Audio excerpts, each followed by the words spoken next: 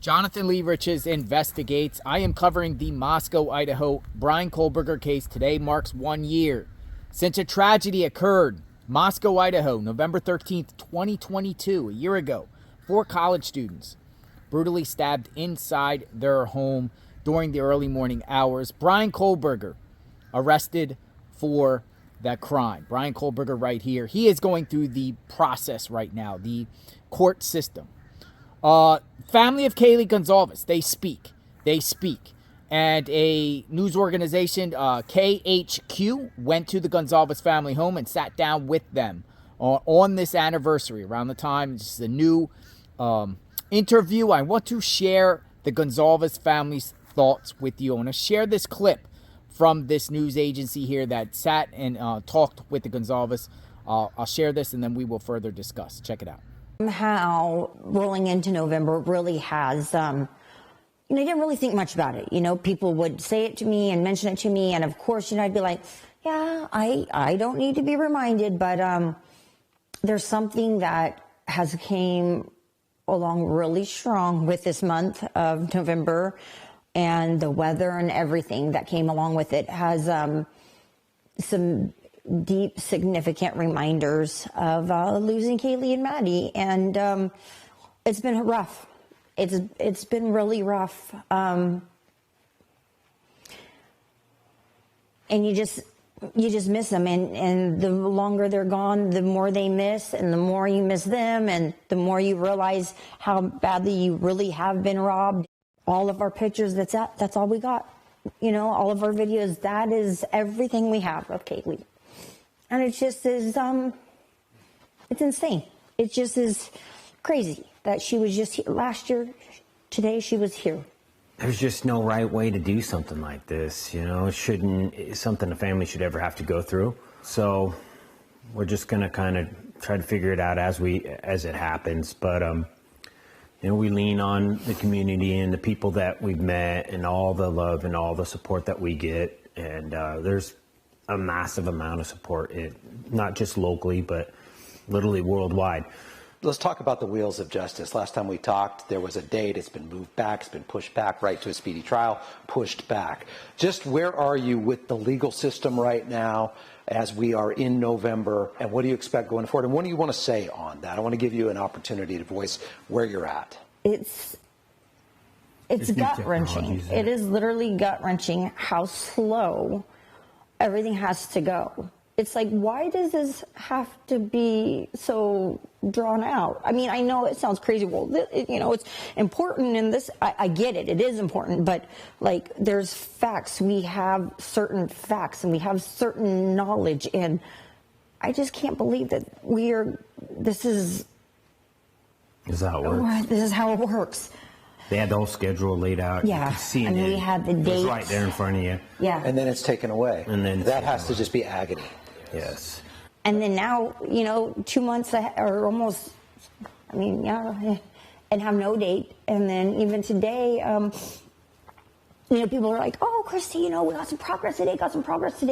And progress? December 1st? That's not progress. That's a whole nother month away. But they're like, well, it's better than not having any dates. And I'm like, you're right.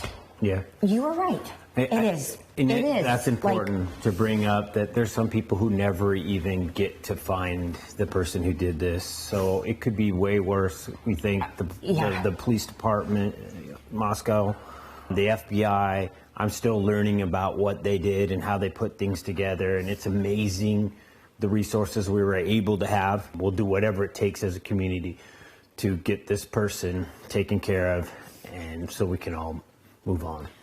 With that type of determination from law enforcement, from the investigators, does it at least provide, basically, if I'm listening correctly to what you said, it at least gives you some solace? Yeah. A little bit of comfort that there's somebody and you're not fighting this alone. Yep. And when I see them going into that house and constructing a crime scene and going through and doing all their work, it's just more evidence. It's not less, it's more evidence. So then when we do go to trial, there'll just be more good days than there is those what if days, like what the heck happened today. There's going to be a lot of those good days where we get to see all these things.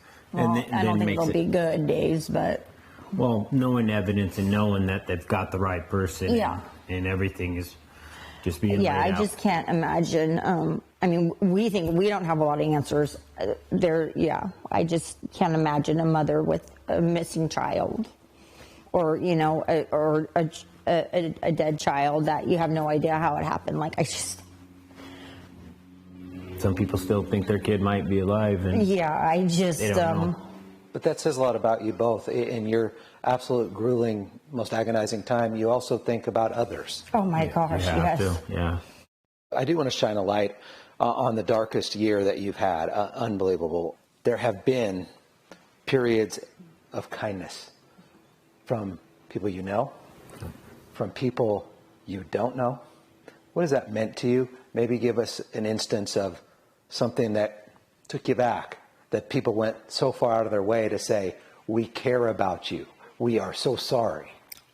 Well, I'll tell you what, we have received a tremendous amount of gifts. And every single one of them are absolutely meaningful to me. We get pictures drawn by little kids that says, my 9-year-old drew this. She just really wanted to. And, it's a picture of Kaylee and Maddie, with flowers. It's meaningful. I love it. I love getting that stuff and opening it and reading them. And people write you letters, like pages and pages and pages. And every single word that they say, you find so much comfort in it. It's so helpful. Much. And yes, and they're telling us that they're crying with us and they're grieving with us and they have kids like us. For example, that picture over there. Describe that picture, because I've seen it. That is a picture of Kaylee, a real picture of Kaylee in the arms of Jesus, welcoming her into heaven is what the feeling I got from it. And like I said, when I unwrapped it, it was face down, and I turned it around, and I about fell to my knees. I honestly, it really took me back. And that came from an artist in Alabama that you don't know? Nope, we don't know her. What did it do for you when you first saw that, for both of you? It still helps every single day you come in home, you see does. it. Yeah, it's her smile, but it's a picture that you imagine and then you get to see. You get to see it in real life, and it's medicine in a way. It's so real, like lifelike, like it just, and I've always loved that picture of Kaylee.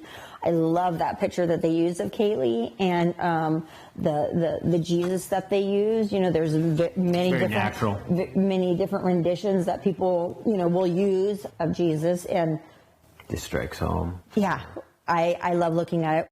You two, every time we've met, have shown class and strength. That needs to be recognized and highlighted. We appreciate that.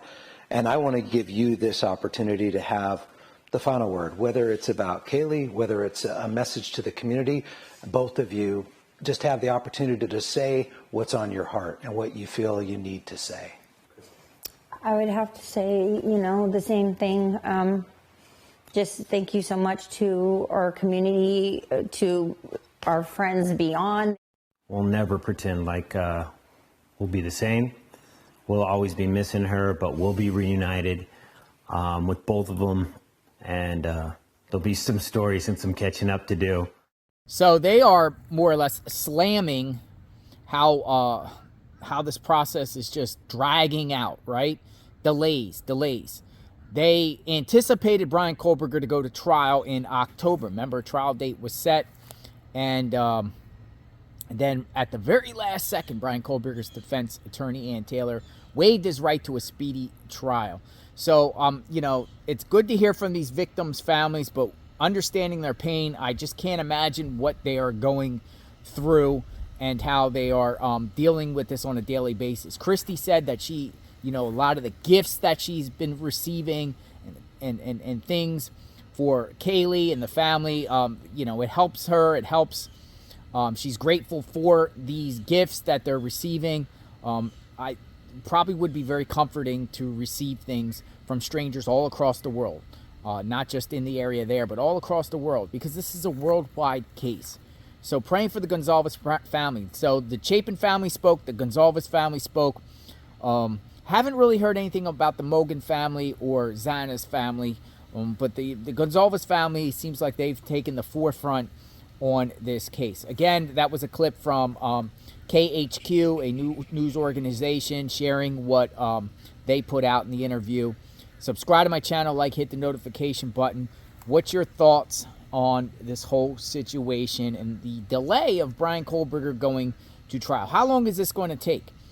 You know, the victims' families, it's a roller coaster when you're a victim with the court system, because you get these trial dates and then they get delays, and you get these hearings and you get delays, but they vow to be there at every single time of, with these court proceedings, whether it's Zoom or in there in person. And they've been there. The Goncalves family been very active, and Steve Goncalves is still trying to, figure out how police did all this work to nail Bryan Kohberger, a lot of the investigated stuff. And hopefully we get some more information about that over time, about what actual evidence there is and how they caught Bryan Kohberger. I'm looking forward to seeing and hearing about that.